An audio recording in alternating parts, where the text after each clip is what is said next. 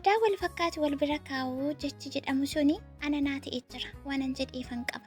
Namni jecha kana dubbate itti yaadee xiinxalee hubate nama beekaatu dubbatee jechuudha.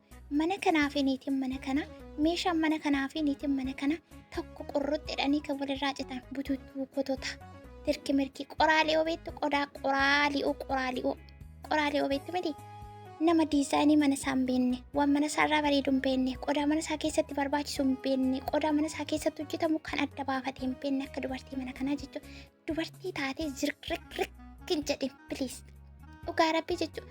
Mana kee keessas jira, mana namaa keessattis yoo ta'e ogummaa, mana kee keessattis yoo ta'e miidhagina, alallee keessallee bakkuma jirtutti ati dubartii beektuu, dubartii sidhaatii qabdu, dubartii bakka qodaan taa'u, bakka qodaan galu, bakka qodaan maaltu mana kee keessatti akka barbaachisu hin beektu taanan haguma ofii kee sana bakka biraatti illee fudhattee deemtaa jechuudha.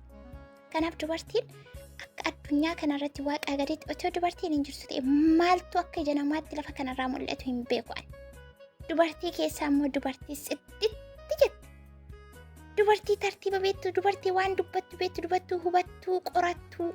Dubartiin utubaa namaati beektuudha, dandeessuudha. Miidhagina jechuudha dubartii yeroo akkas jedhanii waanuma maali dubartiin maaltu ta'e akkam maal jechuudha jechuu dandeessu. Dhugaa rabbii kun hundumtii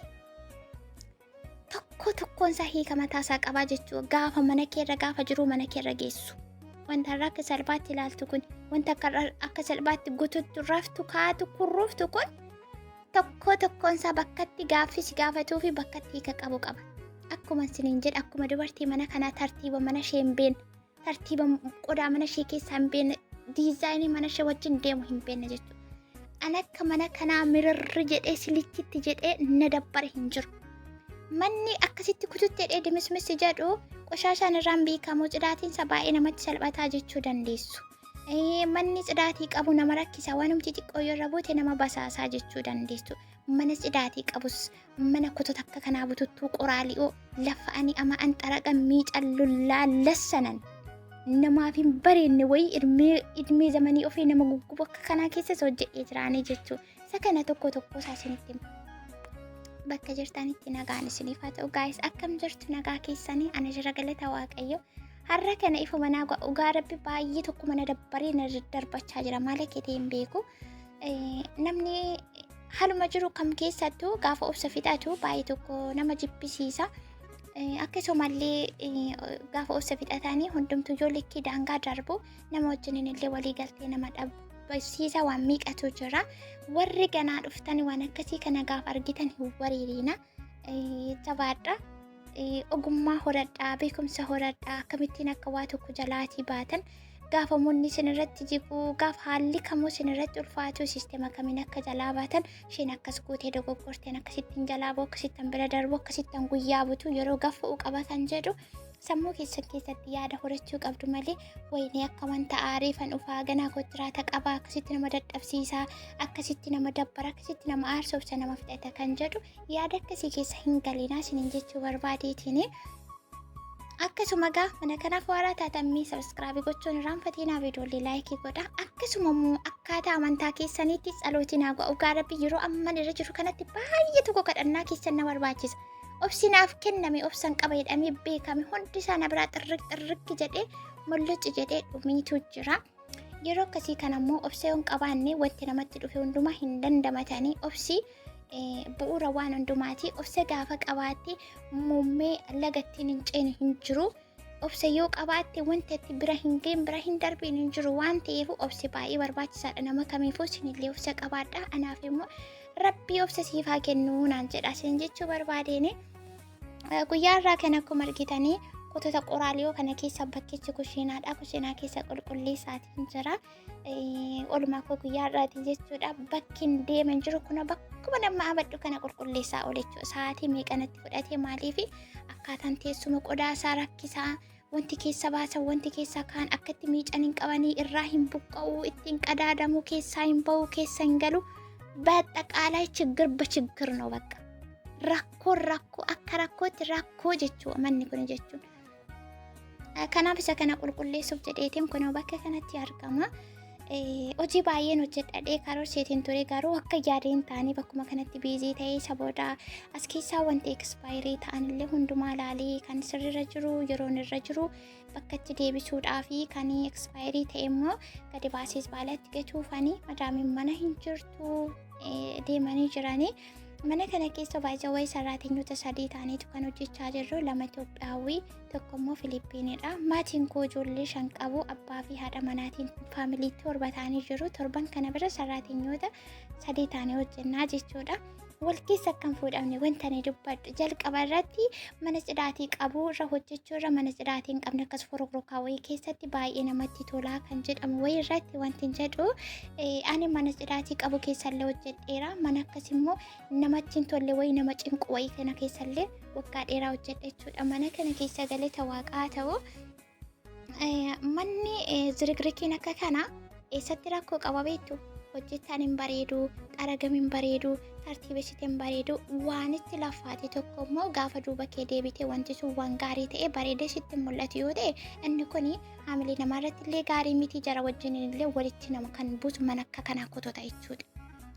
Madaamiin koo manni ishee akka kanaatti makki jiru miicaan xaragan ol qaban gadi qaban qeerratti labbadanitti laxxafanii kan hin bareedne too beektu caqcaqqanyooftu nama dubbii jaallatu nama nu hubanne maal takka ta'e adiif diimaa nama adda baasee hin beekne jechuudha. Nama hirribaa fi taa'umsa ciqicciqii baatee galuun beekamtu jechuudha. Gabaabumatti dubartii jabduu, dubartii ogeettii, dubartii waa beeku, waa hubatee dubbachuu beeku, namallee hubachiisuu danda'u ofillee nama hubattu miti jechuudha gabaabuma isaatti. Abbaa manaa isheetu nama gaarii, nama barate, nama dhaggeeffatu, nama hubatu, nama waallee dubbate, nama hubachiisuu danda'u malee egaa yeroo akkasii immoo nama akkasitti akkas qaba. Ni beektu malee isatu akkasii malee too akka isheeti manni isaanii hin dhaabatu. Akkasiniin jechuu fi kanaafuu an akka kootti akka mana gama lamaanuu cidhaatii kan qabus mana akka kanaa kotota ta'e kana cillimii ibsaan isaallee kan hin ifne wayii quliilee keessa wanta qulqulleetii wayii keessa illee hojjedhee jira. Garuu kan akka mana cidhaatii qabu gaariin jiradhee yaadoon maaliif akkuma ati goote sirriitti ati sirriitti gootee pilaanii qabsiifattee yeroo keessa ati adjustmentii gootee kan qulqulleessitudha yoo ta'e bakkuma sana ta'a yoo bareechite yoo miiccallee yoo xaraddee walwaltee yoo tartiibessite achuma taa'ee eeggachuu wanta akkasii callamaan akka kanaa garuu sittillee waan hojjetteen fakkaatu isaanittillee waan hojjetteen fakkaatu jechuudha. Kanaaf ani akka filannoo kootti mana cidhaatii qabu mana bareedaa ta'e keessa hojjechuun baay'ee tokko faayidaa qaba jedheetii yaada. Baay'ee faayidaa qaba. Inni kan biraan saraattota 3 taatee hojjetta. Mee as keessaati hojiin kee maali? Akkamitti amma kana mararra jettee dubbachuu dandeesse? Ani yoo isaa fooqee darajaa meeqa baasee buusee kilaasii meeqa baasee buusee ijoollee faamilii meeqa wajjin nyaata wajjin distiif maankaa wajjin dhaabachaan oola. Akkasuma immoo saraattota wajjin hojjechuu fi qofa hojjechuun akkam garaagarummaa qaba kan jedhu irratti haga isa qofaa hojjetanii kan nama fayyaduu fi gaarii kan ta'e hin jiru. Maaliif kan jedhee beektu isa isinitti himaa jechuudha. Saraattota faana gaafa hojjettu jarri mana sanaa hojii kee addaan sii qoodanii dirqama mirgaaf dirqama kee argatti sii baasaniitillee mirgaaf dirqama kee beektee kan sitti kenname yoo hojjetatte hojii kee bakka kee beektee kan hojjettudha yoo ta'e saraattota wajjin haga kana walitti sin buusu jechuudha.